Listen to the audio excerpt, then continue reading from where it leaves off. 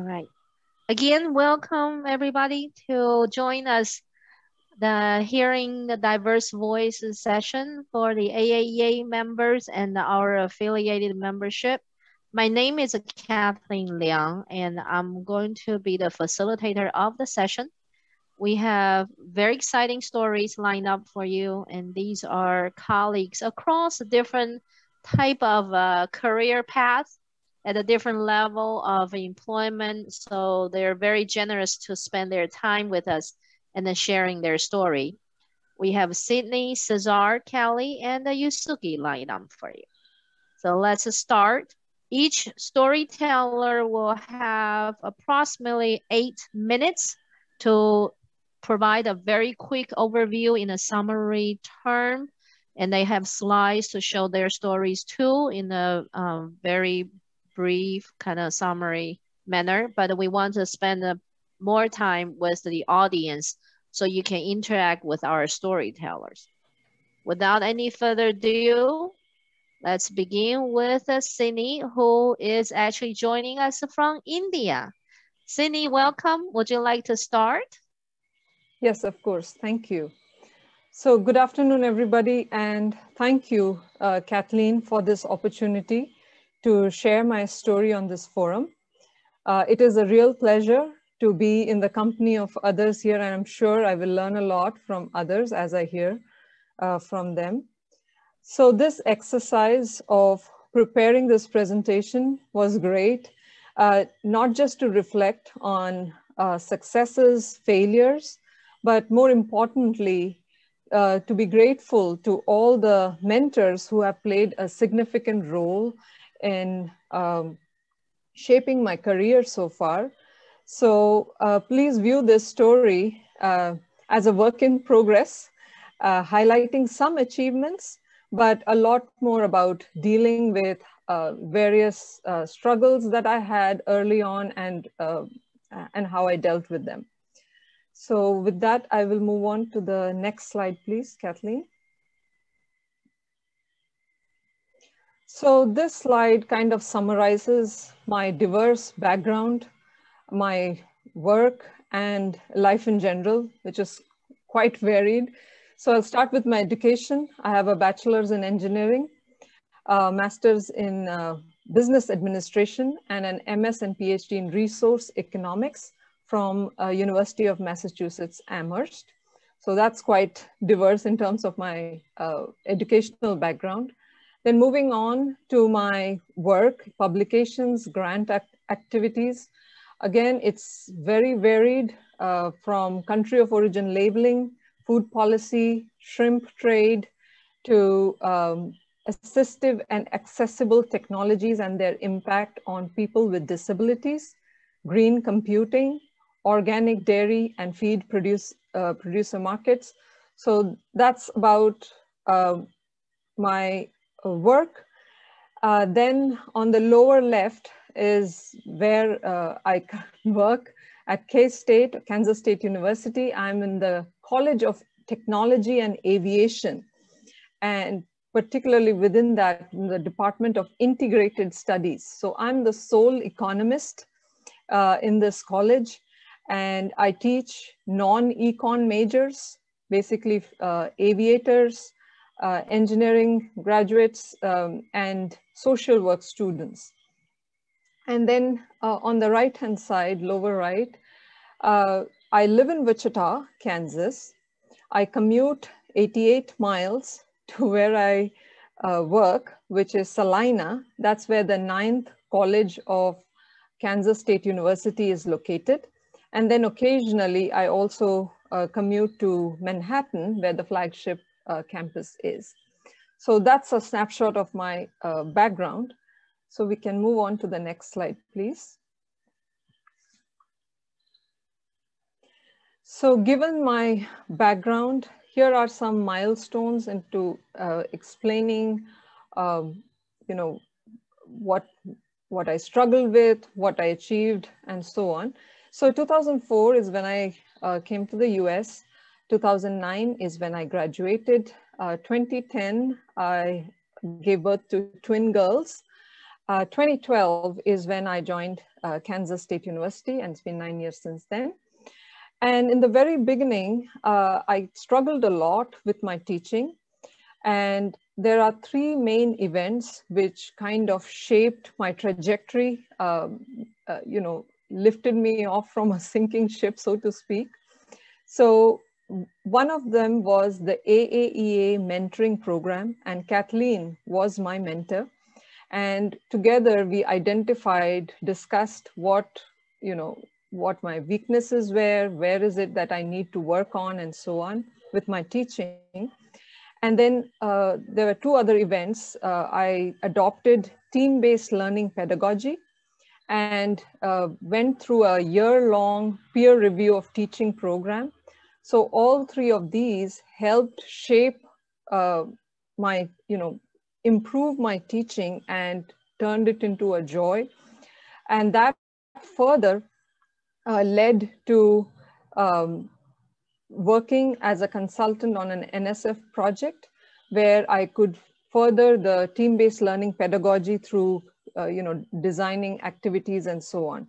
So what we see in orange are teaching highlights, and in green are my research highlights. So with research as well, being the sole economist, it was not easy to find collaborators and work with them. So that's where I had to kind of branch out, work on multidisciplinary projects. So 2016 is when through a colleague, I was able to work on an USDA funded project, which was awarded to National Farmers Organization. And through that again led to, in 2019, another USDA project where I could be the co-PI. So all of these events more or less shaped the trajectory for both teaching and research. And then I also worked, because of my unique situation, I worked with other colleagues on multidisciplinary projects, and that led very recently to $1 million NSF grant on assistive and accessible technologies for people with disabilities, and also some other grants. So having said all this, for all of the successes, I have written 21 or so grants, of which only 6 were successful. And one of my journal papers is celebrating its 10th anniversary of rejections across 6 journals. So that's kind of a snapshot of what has been going on in my life for the past couple of years. So we can move on to the next slide, Kathleen.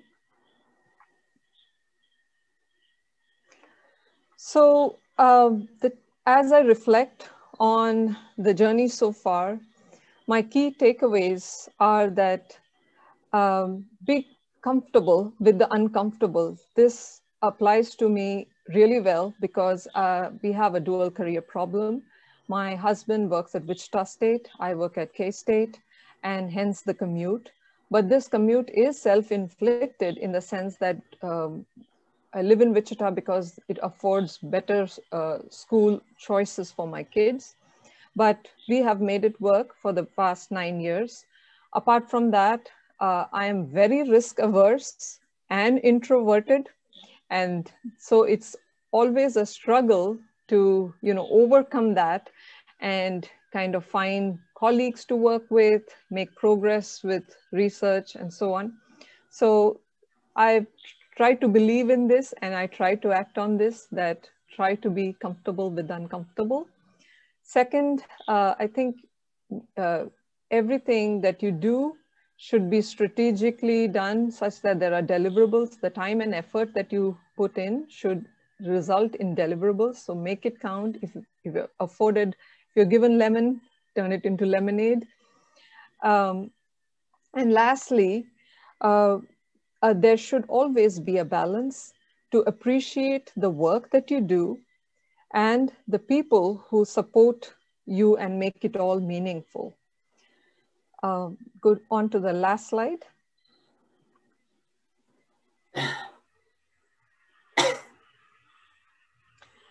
Here is my wall of professional and personal realm, people who make it all worth it.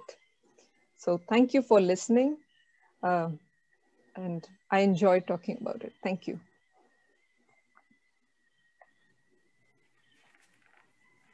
Thank you so much, Siny, and we appreciate you sharing your professional personal journey. And we will save all the questions to the end. Now let's move on to our next storyteller is Cesar. Now you're going to share your own slides, am I right? Yes, I will. I think you will have to stop sharing. Yeah, and then I'll share my own. Yes, thank you very much. Yeah, go thank ahead. You. Thank you. All right. Siny was right on time, 8 minutes, no more, no less. So you see if the rest of you can follow that.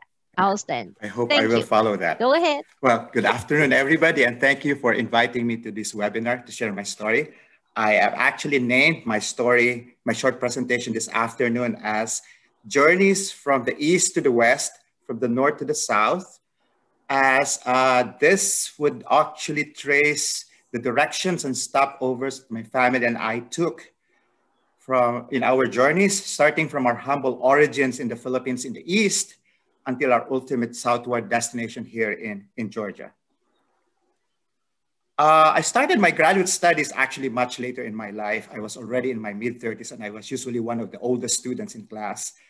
And that was a time when I was unexpectedly awarded a scholarship that allowed me to pursue further studies. By then, I was already on my 9th year working in a major commercial bank in the Philippines and was just starting a family. My wife and I both resigned from our jobs in the bank, and we were actually very worried about making such a very risky decision, packing up whatever we could take and bringing along our then 11-month-old daughter to a life of uncertainty in a foreign land in the Western Hemisphere. So from our origins, the Philippines in the East, we crossed continents to move to the West, to Ontario, Canada, where I worked on my master's degree at the University of Guelph. And then after 2 years, we started on our southward journey. And the first stopover was Champaign, Illinois, where I worked on my PhD degree at the University of Illinois. Then after 4 years, we found ourselves settling further down south in Athens, Georgia, working at the University of Georgia, which has been our home for more than 20 years now. There were actually several hurdles that I needed to deal with in my graduate studies. First, I felt that I needed some refreshers before I took my courses after being away from the academy for a very long time. But I never had the luxury of refreshers as I was expected to jump right in as soon as I showed up in school. Second, there was economic hardship, subsisting on graduate assistantship, which we all know is just barely enough and even more challenging when one is also raising a family. Then my wife and I, being the eldest children of our respective families, had to assume financial obligations to our families in the Philippines. And to make matters worse, my wife then was an F1 visa dependent, so she was not allowed to work. Through it all, I just embraced this commitment to just keep working hard. My guiding motto was,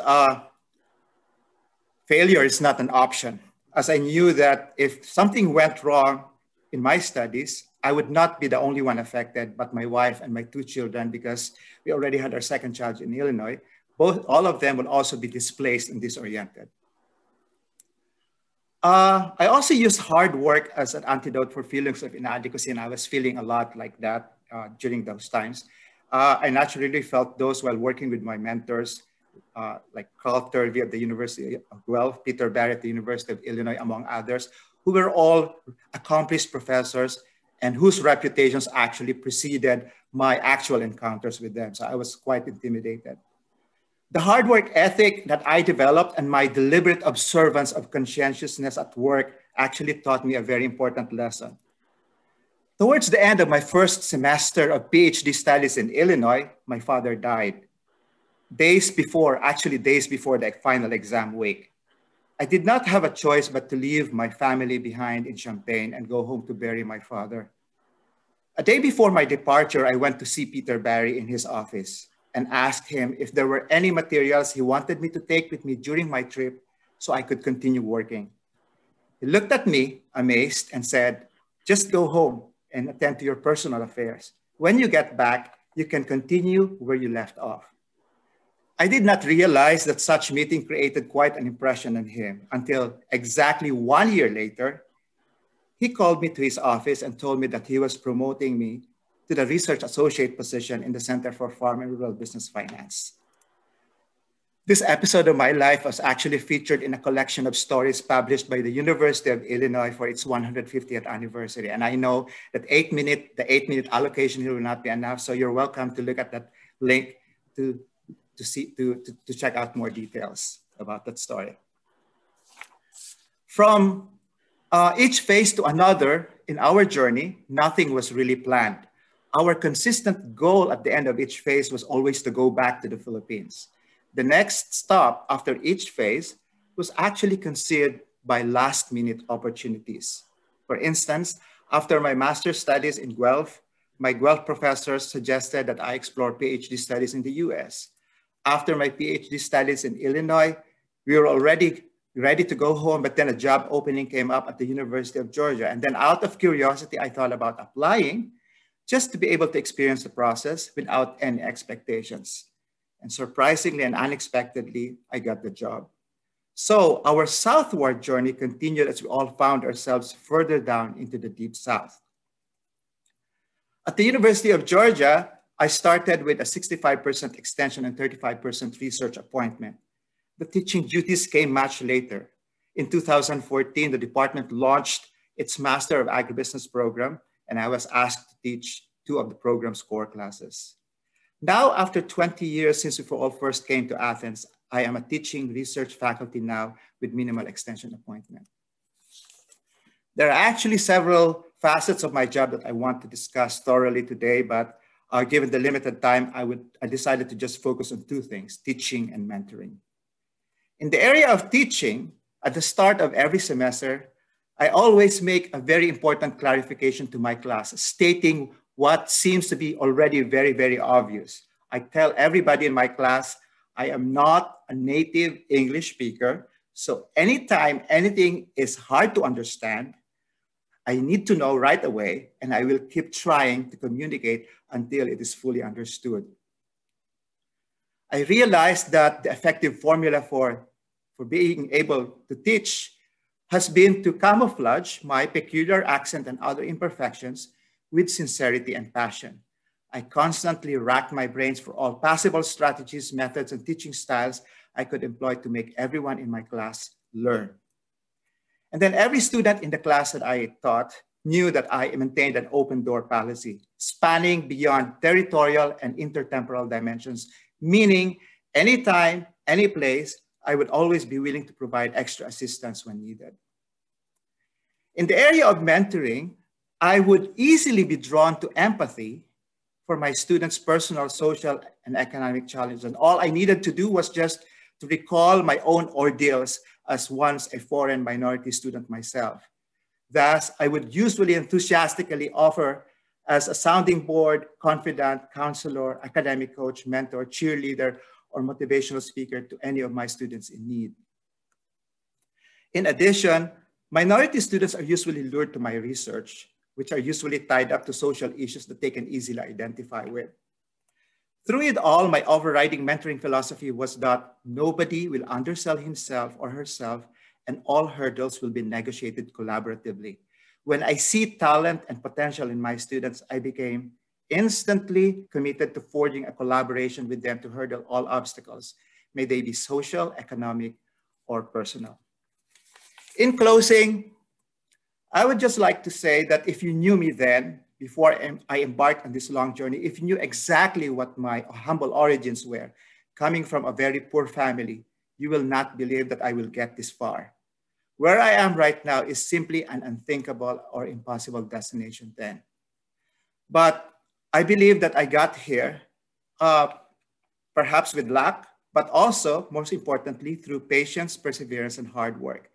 My experiences validate that hard work always could lead anyone somewhere favorable. Hard work can also be an antidote for any personal imperfections, and hard work would always bring fulfillment and self-actualization. I also embrace in my own life the same principle that I have in my teaching philosophy. And for me, successful teaching can be evaluated using the marginal effect concept, where marginal effect is measured by the leap taken between the starting and endpoints of one's undertaking.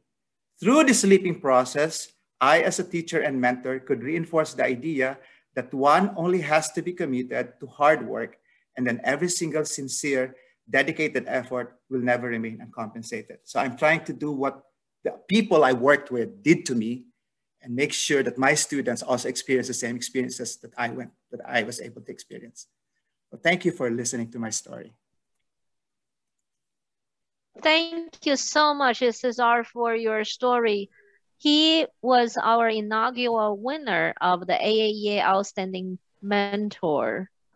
So now you all see how he worked with everybody to earn that title. Well deserved. Thank you so much. Let's come back to my slides, and we will move on to the next storyteller, which is our sweet Kelly. Kelly, it's your turn. Okay, great. Thanks very much, Kathleen. I really appreciate you inviting me to talk to you all today. And I have to apologize, I'm a bit losing my voice. So my voice is going to literally be a little bit diverse. So I'm happy to talk to you a little bit about my journey. I'm currently the Assistant Administrator at USDA's Economic Research Service. If you want to go to the next slide, I'll share how I got to where I am now.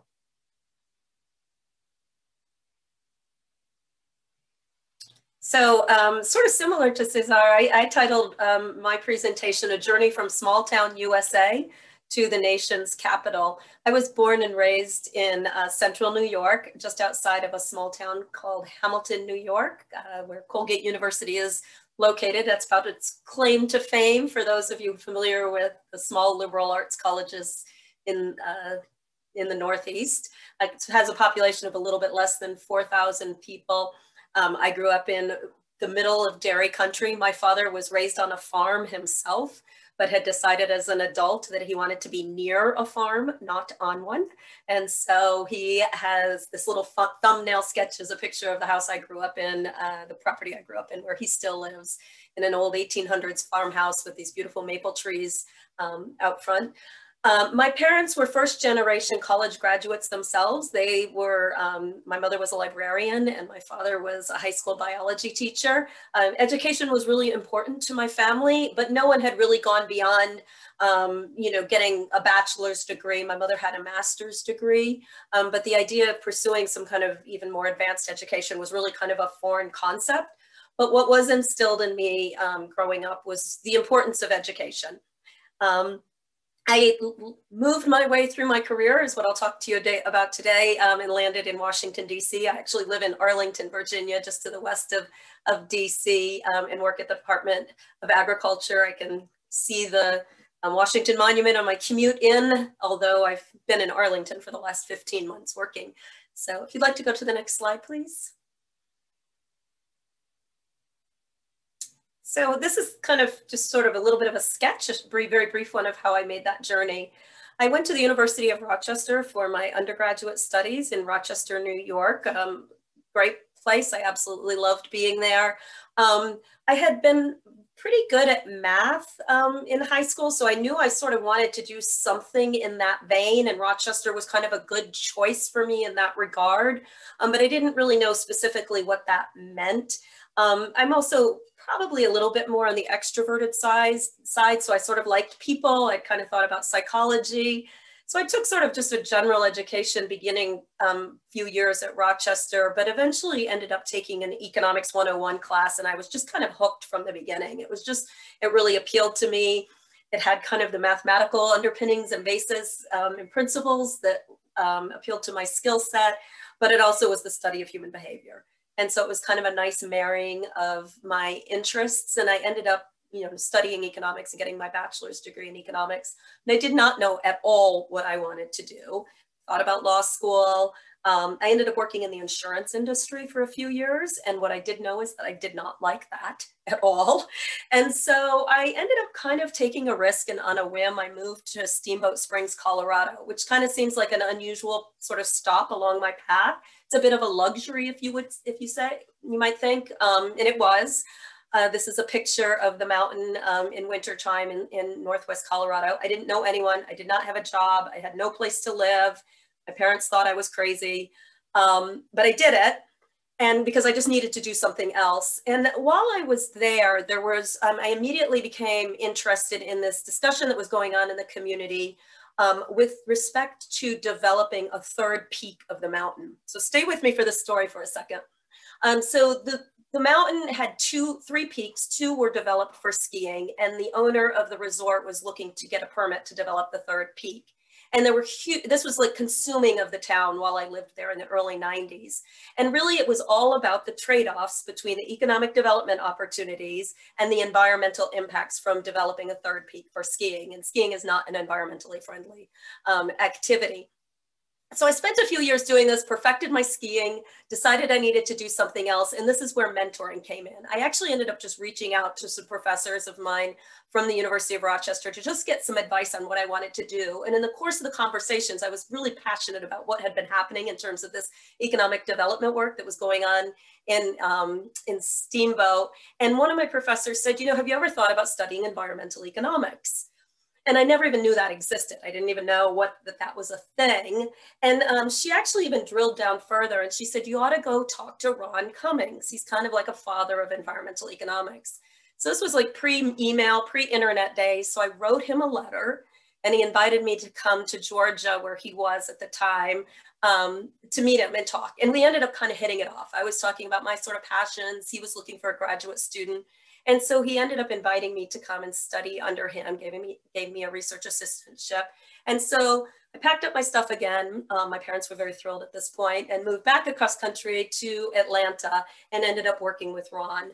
And it was just kind of I mean, you know, I don't think I necessarily had all this wisdom when I was in my early 20s making these decisions, but it was like one of the best decisions that I ever made, was to take that kind of risk and that chance and go and work for him. And he passed away within the past year. If you ever met him, he was one of the most generous people that you could work for. And I was unbelievably fortunate to have had that opportunity. I also worked with Laura Taylor, who was being mentored really by him. And she was an amazing person for me to work for as well. So I spent 4 years there. He taught me environmental economics. That's what I learned under him, and came out with my PhD in economics from Georgia State in 1999. And then if you'll go to the next slide. I still didn't really know what I wanted to do, although I had taken this journey. I thought I wanted to be a professor. I loved school, I loved studying, I loved being on a campus, but I had an opportunity to work at the Environmental Protection Agency. And by then I had met my spouse, who was also an economist, who had a job at Congressional Research Service. So focusing our job search on Washington, D.C. was kind of made sense, although I was very uncertain about this, because this was not anything that was in my repertoire of what one would do at all. But I took another risk and decided to take the job at EPA, working in the National Center for Environmental Economics. And here's another just great decision that I made. Al McGartland was then and is still the director of that office, and is another sort of fabulous mentor who I had the opportunity to work under. So my husband and I came to DC and thought, well, we'll do this for a few years and then figure out the next plan. And we just kind of got bit by the policy bug.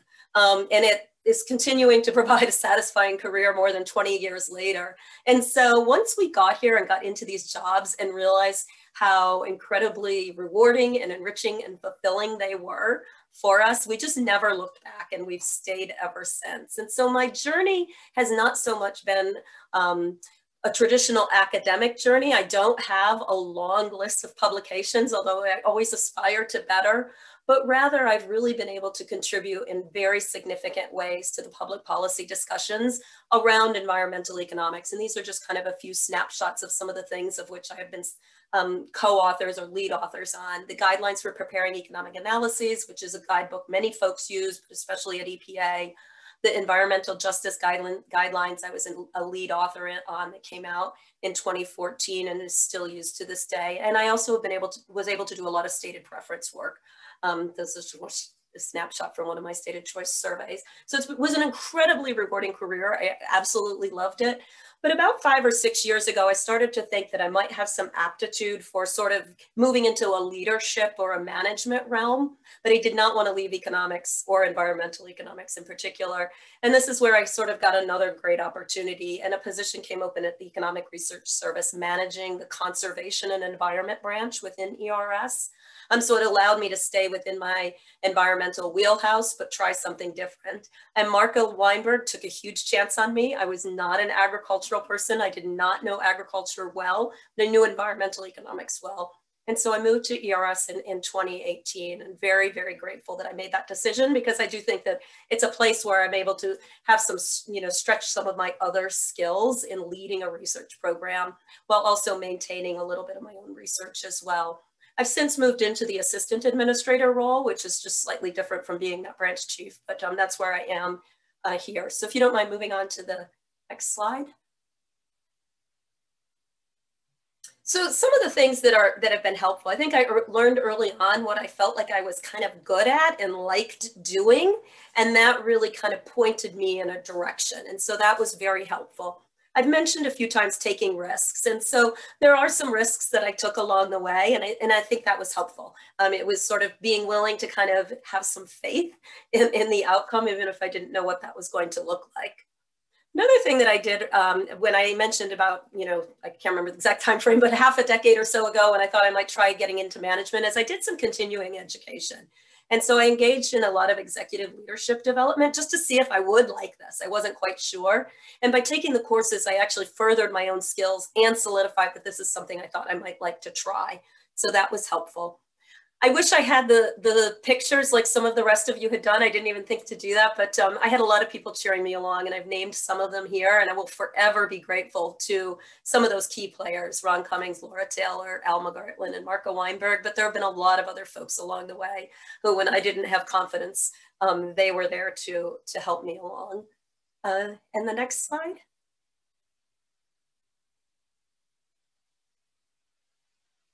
A few things I wished I'd done differently. I actually never really thought about mentoring and networking. I mean, in hindsight, I was sort of doing it, but not in a deliberate manner. And I wish I'd taken that more seriously.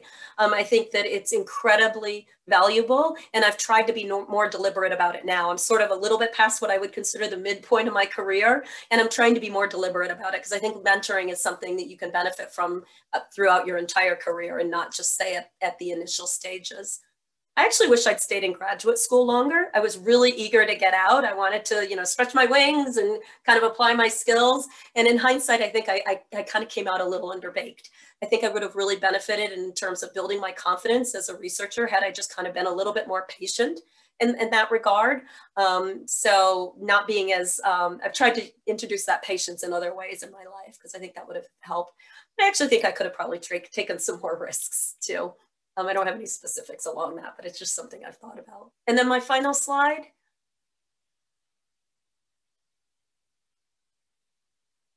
This is just sort of my work-life balance. I put an X through this 5-year plan. As much as I'm an organized person and I'm a planner and I like to know what's on the horizon, I've never really been deliberate about a 5-year plan. And I think that that's actually benefited me. I've kind of let some opportunities evolve organically and made decisions along the way without being kind of so focused on just one kind of outcome. Like I mentioned, I thought I wanted to be a professor. I don't know if I'll land there someday, but the journey that I've had has been very, very rewarding. And so I'm glad that I kind of let that unfold the way it has without trying to be too structured about a 5-year plan. Skiing remains a really important part of my life. It's a huge outlet for me. And so even though I live kind of not close to a lot of great skiing, I have a picture here because of my daughter and I skiing just this past winter. And then family has been really important. I have 3 children. The oldest is 16 today, and then a 13 and a 9-year-old. And I always knew I wanted to have a family and be a parent. And I think sometimes it's hard in these kinds of jobs to do that. I was really fortunate that for 11 years in the middle of my career, I worked part-time. I worked 24 hours a week, 3 days a week. It did mean my career trajectory, I think, was a little bit different than it might have been otherwise, but I'm very, very grateful that that allowed me to stay within the economics work that I liked to do and that was rewarding to me, but also to be the kind of parent that I wanted to be. And so that had been really important to me. And then I also think it's important to have other outlets. I have lots of different hobbies, but the primary one is running. I'm a huge runner. I'll talk to you about running whenever you'd like. And for at least 10 years, I have run with this group of women in the bottom right picture. And this is us finishing an endurance race a few years ago. And it's just a regular part of my life that I don't give up. And I think it creates a nice balance for the stresses that can come with jobs like we have. So I hope I stayed within the time and appreciate you listening. Thank you. Thank you so much, Kelly. We don't hear from you or other non-academic audience often enough. So I think we learn a lot, and different trajectory leads to different opportunities. That's fantastic. For the audience, if you started thinking about some questions, please type your questions in the chat box. We will come back to review the questions as soon as we finish our next storyteller.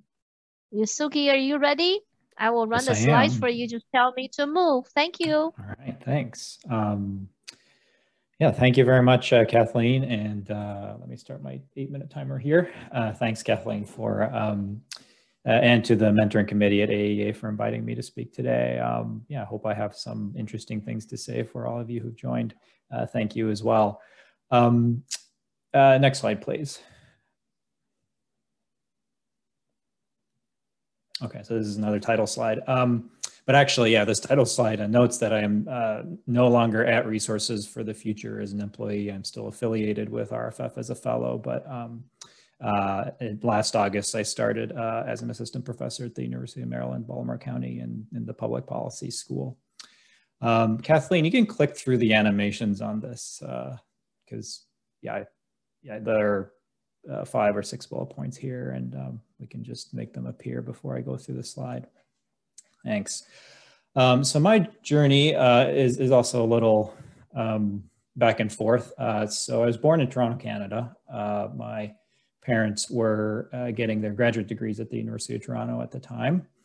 But very soon after, when I was 9 months old, my father got a position as an economist at the United Nations based in Santiago, Chile.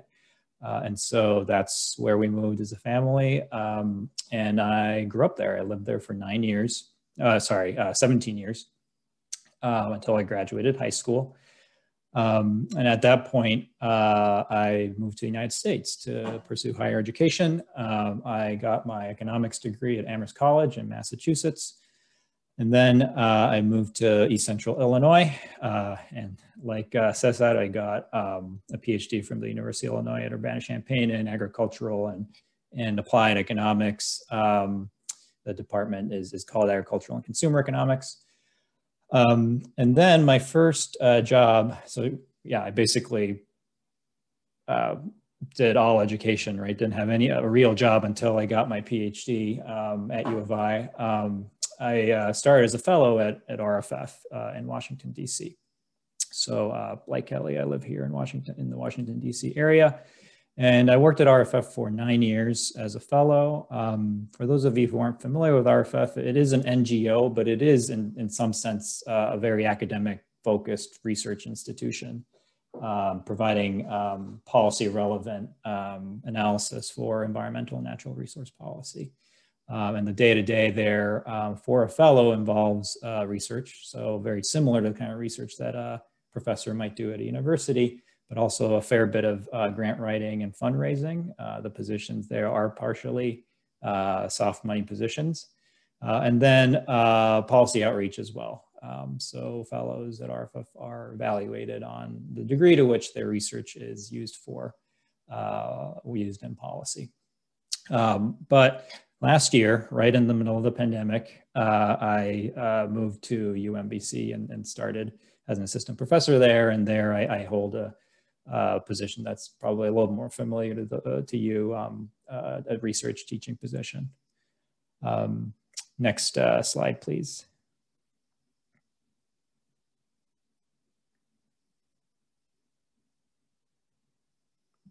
Yeah, I think one more maybe, Kathleen. Yep, there we go. So I thought I'd start with my non-professional life because you know, one of the takeaways that I have at the end is sort of putting, you know, our professional lives in the context of our broader lives. And so, I live in the Washington, D.C. area. Actually, I live in the district. And here's a picture of my wife, Siny and our 3-year-old toddler. Things I like to do, I like to cook a lot and eat a lot as a result. I love going hiking. Interesting how you need to adjust what a hike is once you have a toddler, but we're working on it. And then running as well. Next slide, please.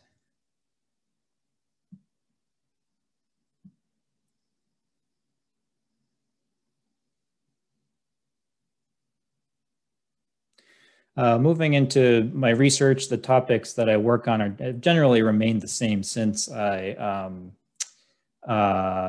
wrote my dissertation at U of I, though it's broadened in terms of specific research questions. They all relate to regulation of water pollution, water resources. One sort of offshoot that I've picked up is program evaluation of Earth observing satellite missions. So as a society, we invest in satellites that collect all kinds of data about Earth. You know, what are the societal benefits of that information? And so I do some work with NASA on those program evaluations. Next slide, please.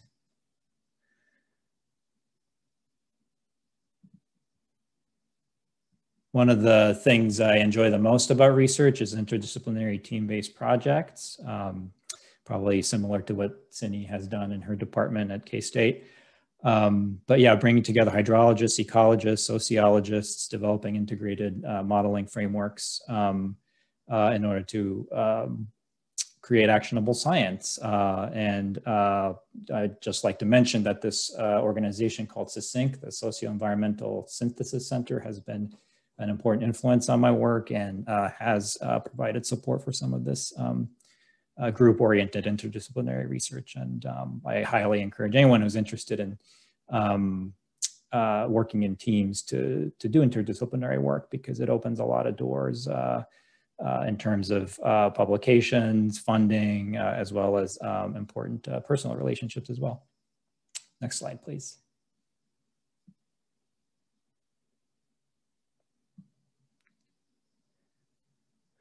At UMBC, I teach primarily courses in statistics, econometrics, and cost-benefit analysis to public policy graduate students. I just started teaching last year. It has all been virtual, so it's been an interesting return to teaching. I really didn't do any teaching since being a teaching assistant in graduate school.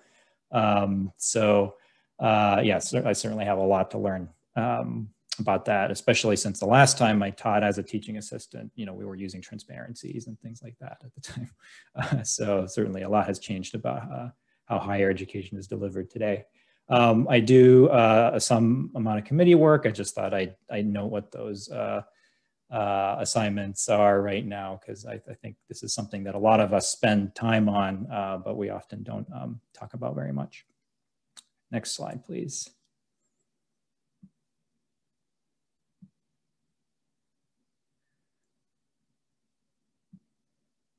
Okay, so I need to note that a lot of my achievements have been enabled by caring mentors. So as has been a recurring theme today, mentors are really important. But I want to note that they come in different forms. These mentors, they come in the form of grad school advisors, in my case, senior researchers at Resources for the Future, but also peer mentors. So by peer mentors, I mean people who are at a similar career stage, but I've learned a lot from them, and a lot of them have been very generous with their time in terms of you know, providing feedback on papers and grants and things like that. I think we don't give enough credit to those peer mentors that we have in our academic lives, as well as co-authors and collaborators. Okay, I know I am running out of time, so yeah, next slide, please. Okay, I also want to note that a lot of what I've been able to achieve has been enabled by the hard work and passion of a lot of young people that I got to work with at RFF, including research assistants, interns, and student co-authors. I wouldn't be where I am today without their passion for this work. And again, I feel like this is an important group that we need to recognize when thinking about where we are and how we got there. Next slide, please.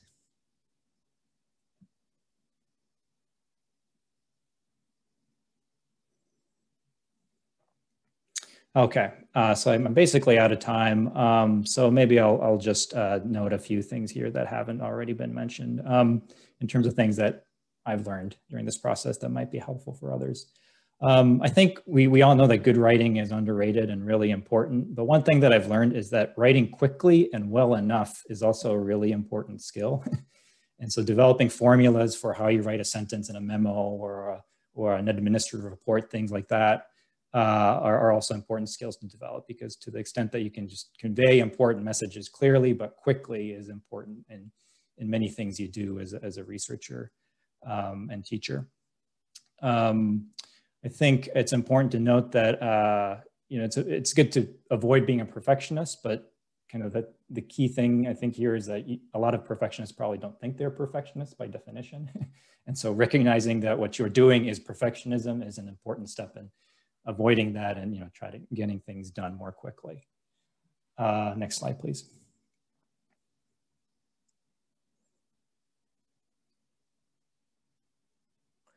Okay, I mentioned the importance of peer mentors, and there's some ways in which if you are a more junior researcher, there are ways to form these groups and these mentorship relationships.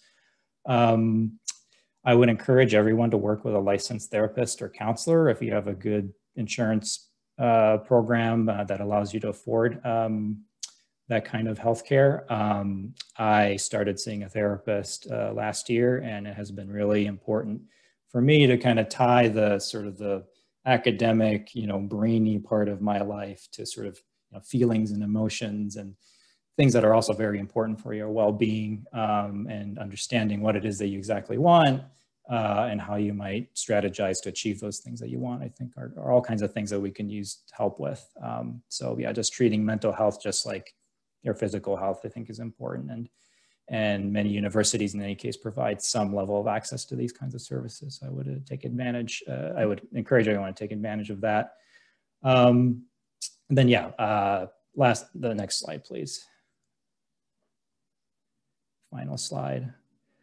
Kelly alluded to this a bit in her presentation. I think it's just important to try to figure out what it is that you want.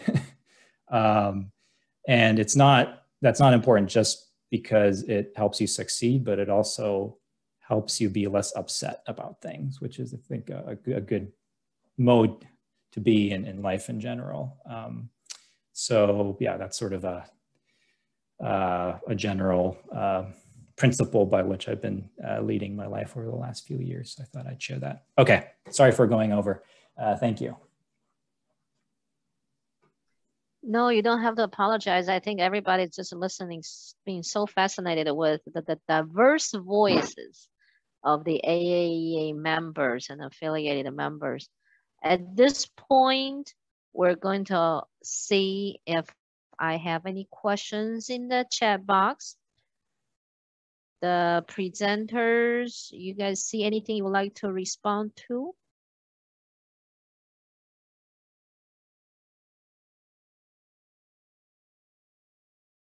I have a question for you all, and use one sentence. All right, use one sentence if you can describe your feeling when you run into a hurdle or a barrier or a wall that you got stuck there.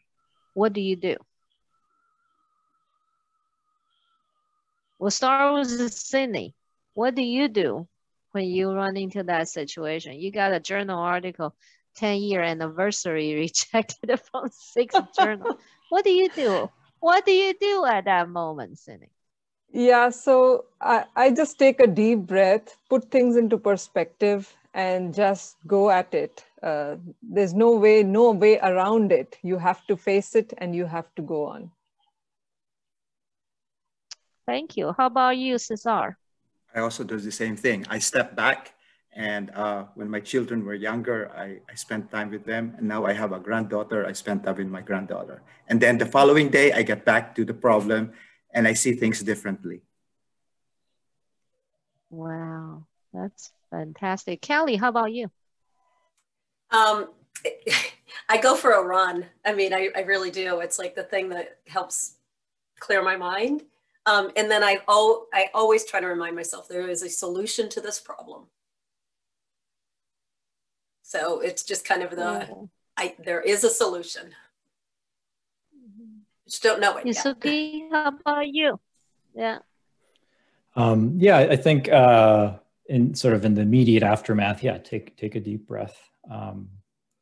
One of the things you learn in therapy is that your physical condition is very much tied to your emotional condition, and so make sure that you're breathing normally and you aren't clenching your jaw and you're not, your shoulders aren't tight, right? And that immediately helps me sort of start thinking a bit about what's the next step? Do I need to reprioritize given some of the signals that may be coming in from, whoever is evaluating the manuscript or grant, if that is the particular challenge that you're facing. And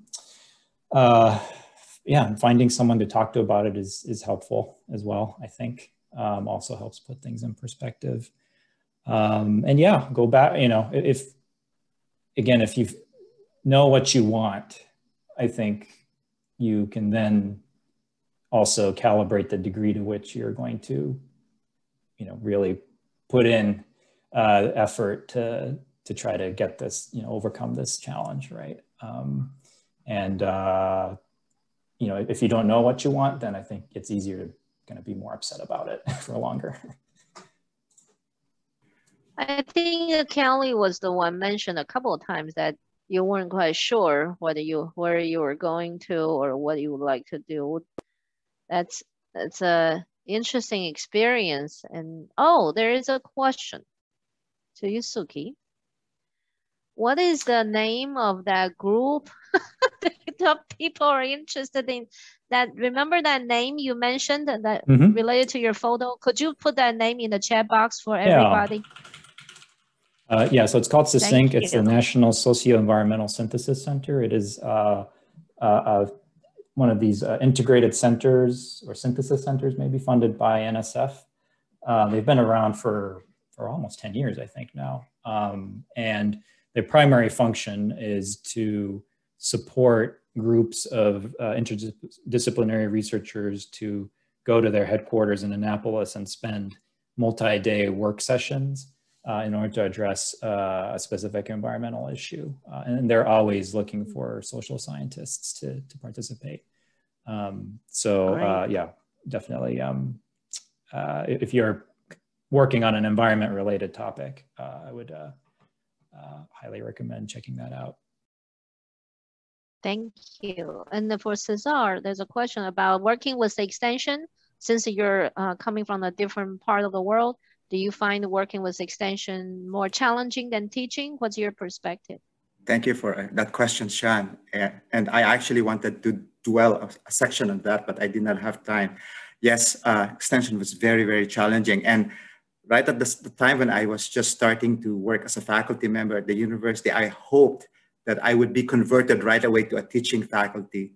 The challenging part about extension then was not just the physical component where I had to navigate through the state of Georgia, going to far places and being away from my family. It's not just that. It's more about difficulty of blending, being able to really be with people.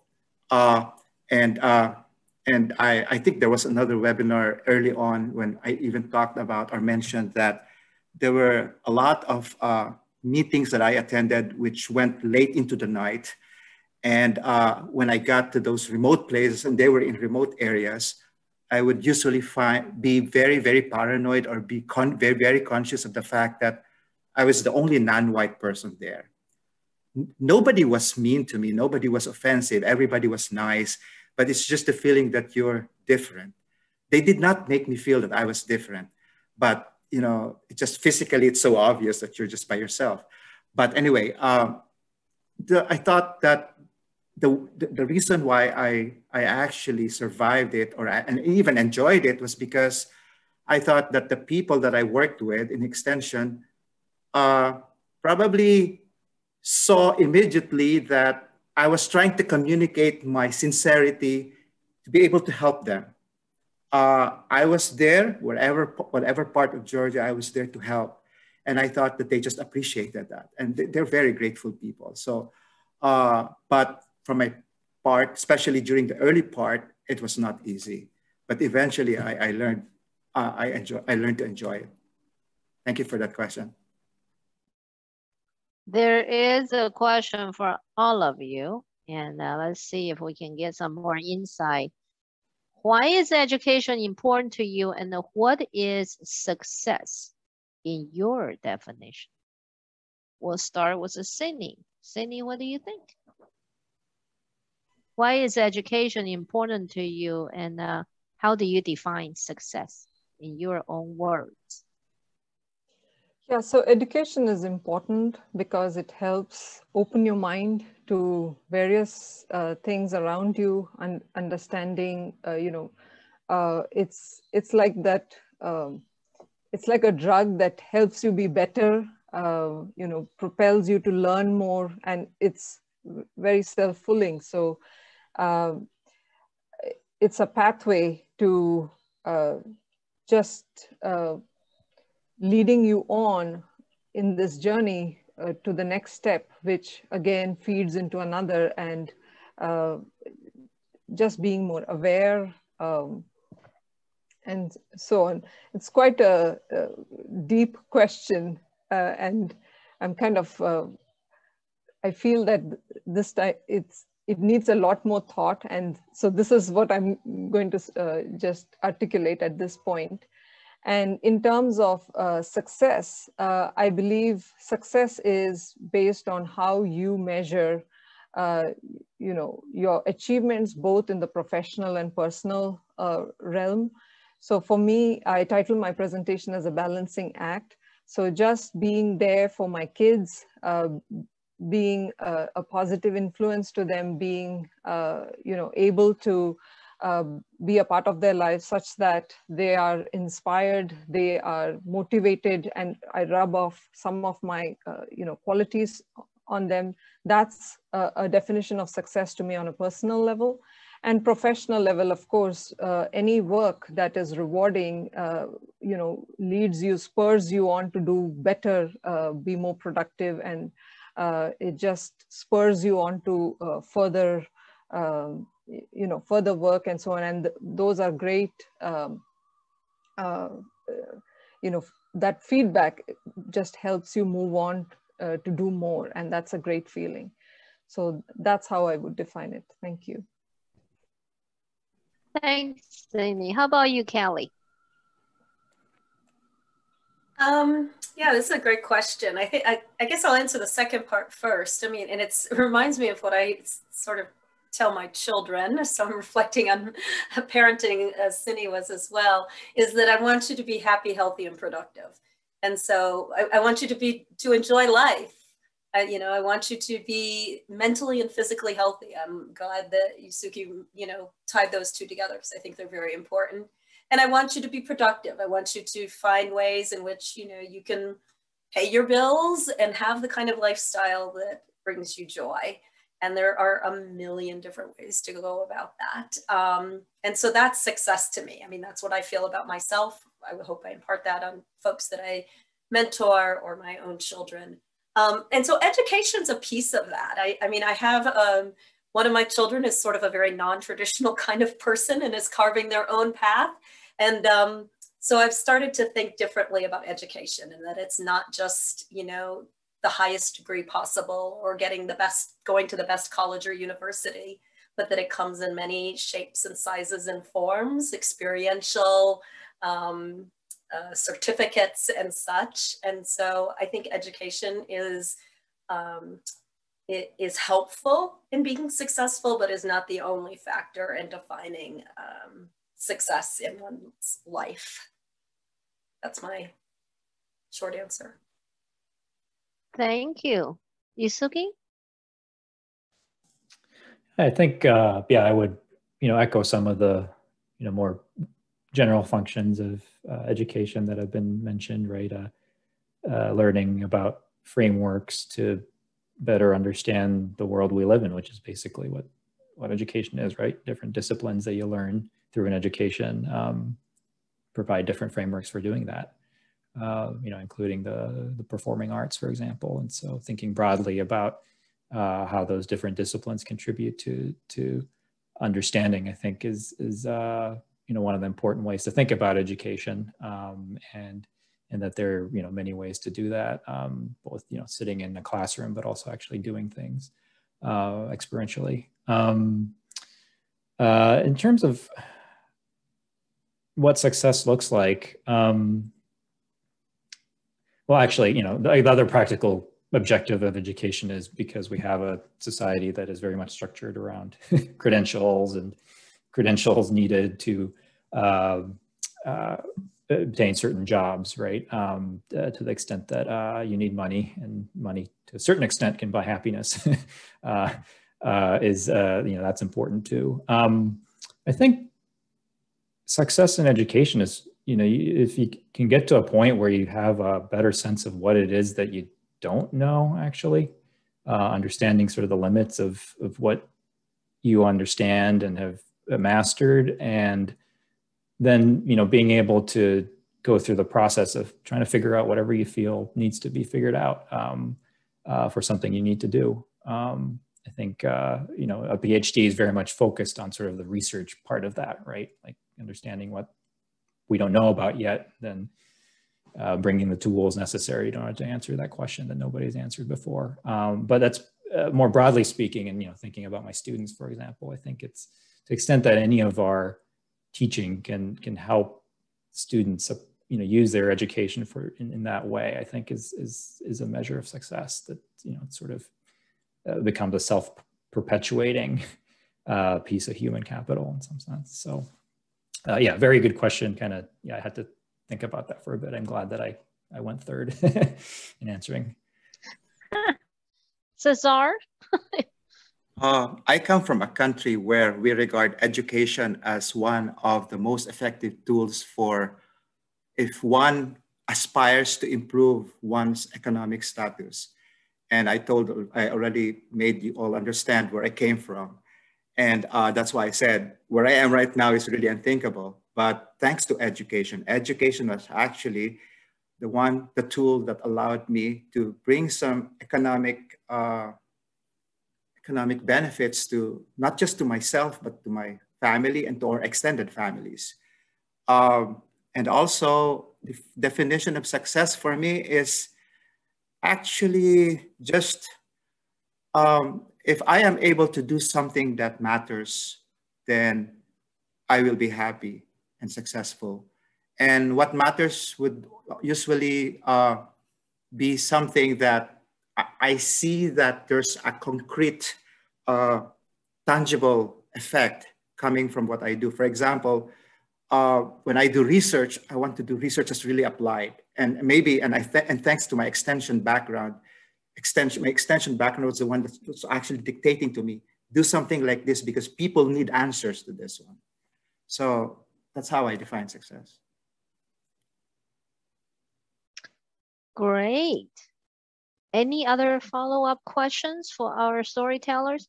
Now, we always look for storytellers, no matter who you are, where you are, what stage you are in your studying, career, or professional job, any aspects.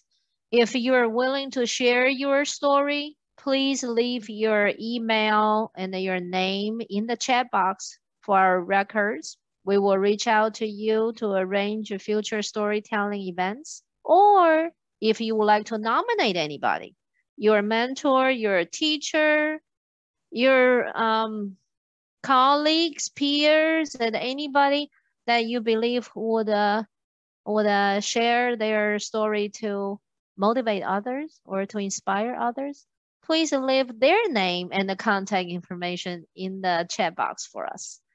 And we appreciate your support AAEA is a huge organization. I don't know how many members we have. I was thinking maybe over hundreds or something. But we run into unique people all the time. And this storytelling series is an opportunity for us to show our appreciation, but also learn from everybody in different areas, different backgrounds, different experiences.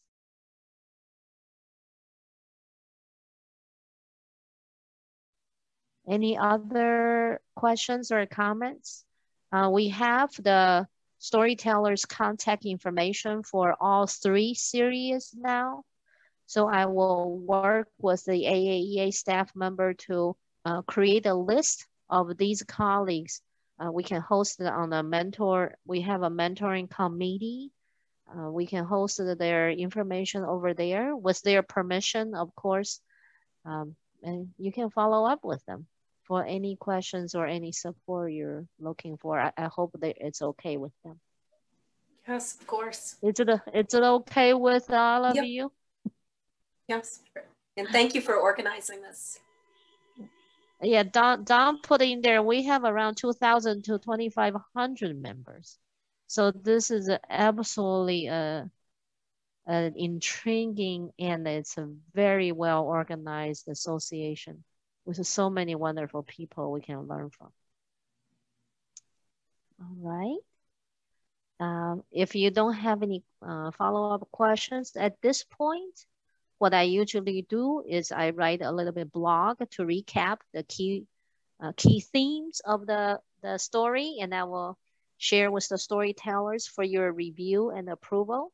Then we will share it with the AAEA blog, and then so more people can access the video and look at the storyline, what we have covered so far. Thank you all for your generosity and your support to AAEA, everybody. And you guys are just fantastic colleagues. I'm so honored to hear your stories and learn from you. Thank you for the audience, and your participation make our event very successful and very, very valuable for all of us. Don and Jessica, if you would stay on the line, and everybody else, enjoy a wonderful afternoon or evening or morning, wherever you are. Have a great day. And then we will see you soon. Bye-bye. Yeah. Bye-bye. Thank you. Thank you very much, Kathleen. Thank you. Bye-bye.